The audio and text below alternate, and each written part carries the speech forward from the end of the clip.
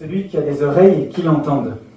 C'est la pointe d'une parabole vraiment capitale pour les auditeurs de Jésus, puisque chacun des trois évangiles dits synoptiques, c'est-à-dire Matthieu, Marc et Luc, dont les plans sont à peu près semblables, non seulement relate cette parabole, mais aussi son explication par Jésus. Aujourd'hui, nous nous appuierons donc sur la version que Matthieu donne, celle que l'équipe pilote a choisie. Mais si certains d'entre vous sont curieux ou simplement joueurs, n'hésitez pas à faire le jeu des 7 différences entre ces trois versions. C'est riche d'enseignements. Par exemple, les ronces dans Matthieu sont le souci du monde et la séduction de la richesse, tandis que Luc prolonge plus les soucis, la richesse et les plaisirs de la vie. Voilà qui peut donner à penser. Cette introduction est en fait « Entrons dans la parabole.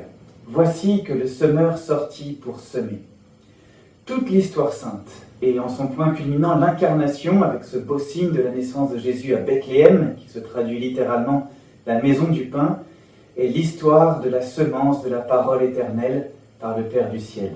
Jésus dit ainsi de lui-même au moment d'entrer dans sa passion, « Amen, amen, je vous le dis, si le grain de blé tombé en terre ne meurt pas, il reste seul, mais s'il meurt, il porte beaucoup de fruits. » Jean 12, 24. Dans chacune de nos Eucharisties est rendu présent Jésus, le grain tombé en terre. Ensuite, comme il se met, des grains sont tombés. 4 terrains différents vont recevoir le grain. Le grain tombe en abondance sur chacun, et le fruit qu'il donne dépend du terrain où il tombe. Cela m'inspire de remarques. D'abord, à propos de l'efficacité de la parole et des sacrements, particulièrement de l'Eucharistie, puisqu'il s'agit de grains tombés en terre. Mais on pourrait le dire pour chacun des 7 sacrements. Ils ne dépendent pas uniquement de l'œuvre de Dieu. Dans l'Eucharistie, Jésus se donne vraiment, il est réellement présent dans sa parole, réellement et substantiellement dans le pain et le vin consacrés. Mais l'effet de grâce, le fait d'être uni à lui pour ne former qu'un seul corps, n'est pas automatique. L'effet de grâce ne dépend pas uniquement de ce qui est semé, mais aussi de la qualité du sol. En adoptant un point de vue positif, remarquons d'ailleurs que c'est aussi pour cela que l'on peut faire une communion de désir. L'effet de grâce visé par le sacrement ne se confond pas avec lui, et ainsi je peux demander l'effet de grâce lorsque je n'ai pas accès au sacrement. Pour approfondir ce point, rendez-vous sur la définition de sacrement sur le site officiel de notre Église de France, liturgie.catholique.fr. Je poursuis avec une deuxième remarque. Attention, la disposition de la terre n'est pas une histoire de score ou de niveau. Les graines poussent selon la terre. Par exemple, chez mes parents, il y a beaucoup de terres sablonneuses. Elles ne sont pas très bonnes pour les céréales, mais excellentes par contre pour les asperges, peut-être même pour les carottes, j'en sais rien. Et pour nous aussi, chacun selon son appel et ses talents.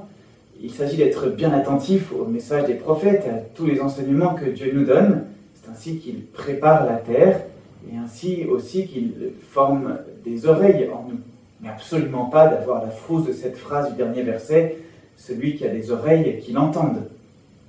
En cas d'inquiétude, je vous propose de faire vôtre, par exemple, la demande de Salomon. Ainsi donc, Seigneur mon Dieu, c'est toi qui m'as fait roi. Moi, ton serviteur, à la place de David, mon père, or je ne suis qu'un tout jeune homme ne sachant comment se comporter. Et me voilà au milieu du peuple que tu as élu. C'est un peuple nombreux, si nombreux qu'on ne peut ni l'évaluer ni le compter. Donne à ton serviteur un cœur attentif pour qu'il sache gouverner ton peuple et discerner le bien et le mal. Sans cela, comment gouverner ton peuple qui est si important? C'est au premier livre des Rois, au chapitre 3. Maintenant que nous avons cerné la parabole en commentant son premier et son dernier verset, intéressons-nous brièvement à l'intérieur, aux 4 types de terre. Je donne une piste pour chaque image, mais évidemment, ce ne sera pas exhaustif. 1. Le bord du chemin. Comme il se met, des grains sont tombés au bord du chemin, et les oiseaux sont venus tout manger. Ce verset est commenté ainsi par Jésus. Quand quelqu'un entend la parole du royaume sans la comprendre, le mauvais, avec un M majuscule, le diable survient et s'empare de ce qui est semé dans son cœur. Celui-là, c'est le terrain ensemencé au bord du chemin. Pourquoi ne comprend-on pas la parole aujourd'hui? Peut-être parce que sur ce chemin, on passe et on repasse, ça n'arrête pas. On pourrait dire comme Jésus à Marthe, tu te donnes du souci et tu t'agites pour bien des choses. Combien d'entre nous n'ont pas déjà vécu la désagréable impression de ne pas avoir écouté par quelqu'un qui est sur son téléphone, par exemple. Trop de nos vies modernes ne se posent pas, elles vont à 1000 à l'heure, de manière pas toujours justifiée. Le flot de bien des choses se déverse et empêche toute relation. Comment en pourrait-il être autrement pour la parole? Il y a là une invitation à arrêter de courir derrière des moulins à vent et à changer le rythme de notre vie. 2. Le sol pierreux. D'autres sont tombés sur le sol pierreux où il n'avait pas beaucoup de terre, ils ont levé aussitôt parce que la terre était peu profonde. Le soleil s'étant levé, ils ont brûlé et faute de racines, ils ont séché. Verset que Jésus commente ainsi. Celui qui a reçu la semence sur un sol pierreux, c'est celui qui entend la parole et la reçoit aussitôt avec joie, mais il n'a pas de racine en lui et il est l'homme d'un moment. Quand vient la détresse ou la persécution à cause de la parole, il trébuche aussitôt. Quelles sont ces pierres aujourd'hui? Peut-être qu'il existe des pierres parce que notre époque n'arrive pas à nommer ces blessures. On s'offusque pour peu, mais un divorce devient positif pour l'épanouissement personnel et la plus grande violence est représentée crûment avec une banalité affligeante. Alors, chacun s'endurcit. On se dit qu'on va se battre nous aussi, qu'on sera fort, et notre cœur se durcit comme la pierre. C'est le père René Luc qui le dit avec beaucoup de réalisme. Il avait tellement vu de violence dans sa jeunesse qu'il n'a même pas versé une larme quand son père adoptif, celui avec qui il avait vécu tant et tant de choses, s'est suicidé là, juste devant lui.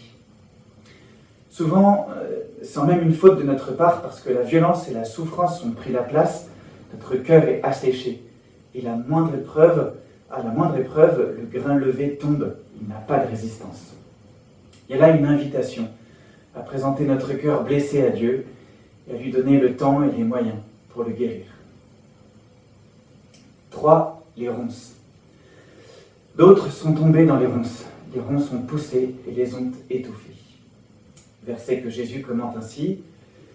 Celui qui a reçu la semence dans les ronces, c'est celui qui entend la parole, mais le souci du monde et les séductions de la richesse étouffent la parole, qui ne porte pas de fruits.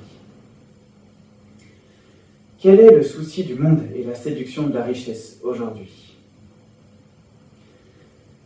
Peut-être est-ce de considérer son talent ou son pouvoir comme une occasion d'améliorer son sort sans les autres, et non de les servir. Qui d'entre nous n'a pas entendu dans sa propre bouche ou dans la bouche d'un autre ces expressions « j'en ai bien le droit, profite, du moment que tu prends du plaisir, etc. etc. » Bien sûr, la vie nous apprend que le plaisir vécu égoïstement ne procure pas la vraie joie, mais des blessures. Et pourtant, on s'entête. On améliore notre sort, notre précaré, et encore, tant que nos talents et nos pouvoirs nous le permettent, en regardant si peu ceux qui ont moins reçu. Mais le Fils de l'homme n'a pas d'endroit où reposer la tête. Ou encore, le Fils de l'homme n'est pas venu pour être servi, mais pour servir et donner sa vie en rançon pour la multitude. Il y a là une invitation à aimer et à servir son prochain en toutes circonstances. Les scouts parmi nous y reconnaîtront l'essentiel de leur loi et de leur joie. 4. La bonne terre.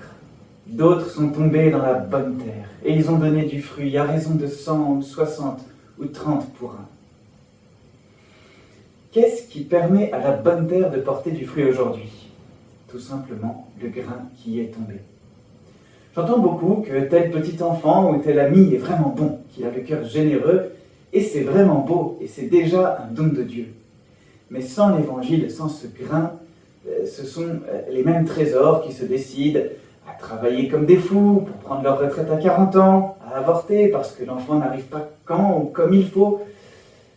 Que les cœurs soient bien disposés de par le monde, c'est une grande joie. Penser que pour autant ils n'ont pas besoin d'évangile, c'est une grande illusion. C'est ôter ce dont ils ont besoin pour se déployer totalement. L'évangile est bien souvent un signe de contradiction et il est coûteux de l'annoncer à temps et à contre-temps. Il y a là dans cette parabole une invitation pourtant à ensemencer les bonnes terres, à ne pas placer l'évangile sous le boisseau. Pour le reste, pour ce qui est de donner du fruit à raison de 100 ou 60 ou 30 pour un, nous voilà revenus à notre introduction, c'est-à-dire comme chaque terre est unique, que chacun fasse selon ce que la grâce lui a donné, sans rien en retenir pour soi, sans rien jalouser chez les autres non plus, mais en rendant grâce à Dieu et aux autres. Merci pour la multitude des belles choses qu'il vous donne d'accomplir, qu'il vous donne de contempler.